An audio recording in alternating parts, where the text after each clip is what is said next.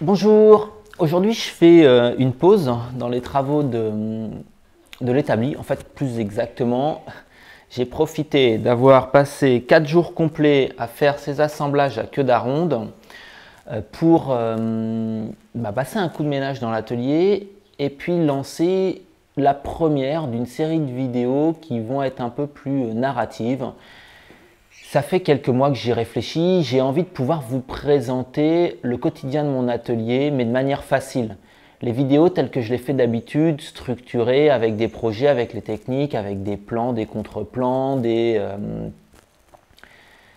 vues un petit peu chiadées, où je déplace souvent la caméra. Ça me prend énormément de temps et parfois je ne filme pas certains de mes projets ou je ne filme pas certaines techniques parce qu'il faut avancer dans ce que j'ai envie de faire dans l'atelier. Et quelque part, je trouve ça dommage, vous en profitez pas. Et puis moi, j'ai cette envie de partager, de vous montrer vraiment le quotidien de cet atelier. De temps en temps, là, l'éclairage que vous voyez pas, que j'ai réalisé à partir d'une vieille alim de PC et de LED, des petites choses comme ça, je les avais listées là. Ça peut être simplement un coup d'œil rapide au travail que je suis en train de faire, ce qui va être une manière de présenter un petit peu les vidéos à venir. Ça peut être cette semaine, pour la première fois dans la dégo, j'ai touché une vis dans un gabarit en contreplaqué, une vis cachée. Et j'ai bréché une petite plaquette de l'arbre hélicoïdal. J'ai filmé et puis je me suis dit, bon, est-ce que je montre ça, etc. Changer la plaquette, nettoyer. Au final, j'ai mis ça dans mon disque dur et puis je vais peut-être, dans un cadre de projet classique, il n'y avait pas vraiment matière à faire une vidéo. Sauf que ça peut être intéressant pour ceux qui se posent des questions sur la machine, de se dire, voilà, ça prend combien de temps, quel type de tournevis on utilise, parce que c'est un tournevis spécial. Ça pourrait être également des vidéos où là j'ai commandé un bouquin qui va pas tarder à arriver, j'ai commandé 2-3 petits outillages également pour faire de l'affûtage. Je ne parle pas d'un essai complet, je ne parle pas d'un résumé d'une fiche de lecture du bouquin. Mais regardez, j'ai choisi celui-là, il a l'air bien par rapport à mon projet. Des petites choses simples, voilà. Je ne veux pas exposer davantage ma vie privée, mais plus vous montrer, humaniser cette chaîne où j'ai vraiment moi tendance à me cacher derrière mes réalisations sans pour autant parler de moi. Et là, j'ai cette envie de pouvoir partager avec vous, éventuellement vous solliciter dans les commentaires pour me dire, là, vous en pensez quoi, etc. Vous présenter les gros projets qui viennent pour 2017. Ça serait l'occasion de vous les présenter un peu. C'est des projets qui risquent de s'éterniser sur 1 mois, 2 mois de réalisation.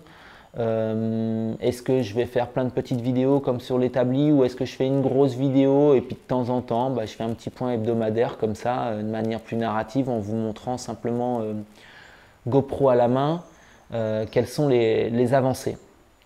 Donc c'est ce type de vidéo. Certains diront que c'est du vlog. Bon, on verra. Vous verrez comment je vais les nommer dans la chaîne. N'hésitez pas à me dire vos retours. Est-ce que vous trouvez que ça engorge le flux de vidéos? Je pense que je leur ferai un format un peu différent avec une vignette différente, sûrement pas de générique pour gagner du temps au montage. Oui, une chose que j'avais notée là, ça peut être également l'occasion de vous montrer d'autres bricolages que ceux que je fais pour l'atelier. Des bricolages de la maison, là j'ai une salle de bain à faire, j'ai des choses comme ça. C'est un peu cette occasion-là, où c'est un petit peu l'envers du décor. Comment est-ce que je place mon éclairage, comment est-ce que je m'organise, ces petites choses-là. J'ai envie de commencer aujourd'hui par vous présenter un petit peu ce travail-là, les vidéos à venir sur l'établi.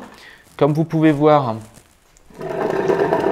j'ai fait uniquement les cadres des 8 tiroirs de l'établi avec un assemblage à queue d'aronde ici, un assemblage à queue d'aronde un peu particulier puisque sur le dessus ici, si vous voyez par rapport à mon pouce, j'ai un peu plus d'1 centimètre, tandis que sur le dessous, j'ai les 2 cm.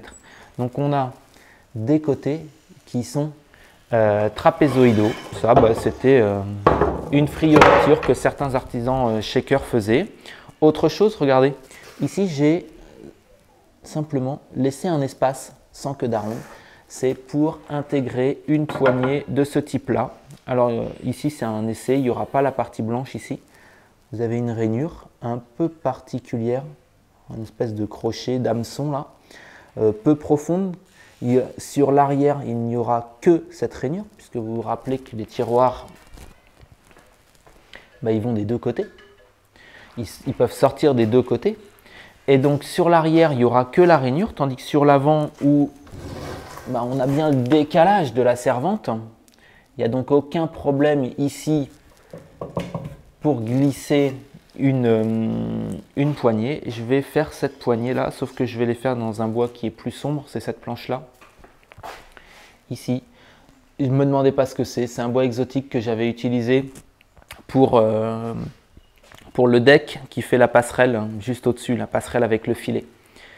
Donc voilà, comment vont s'organiser les prochaines vidéos.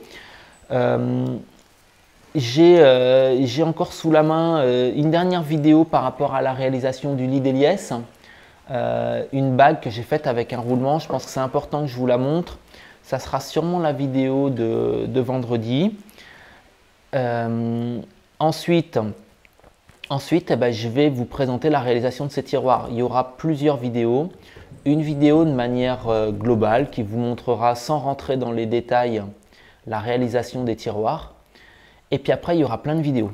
Le côté que vous voyez là, par exemple, ici, celui-là, il est entièrement corroyé à la main avec ma varlope qui est là-haut.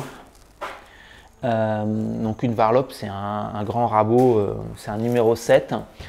Ici, je voulais être capable de faire chaque étape de ce tiroir à la main. Je n'ai pas fait entièrement les tiroirs à la main. J'y aurais passé un mois, je pense. C'est un truc de fou. C'est un truc de fou. Déjà, il me fallait un peu plus de 2 heures pour faire les 4 assemblages à queue d'aronde ici. Après, le temps d'ajuster sur les glissières, les hauteurs, etc.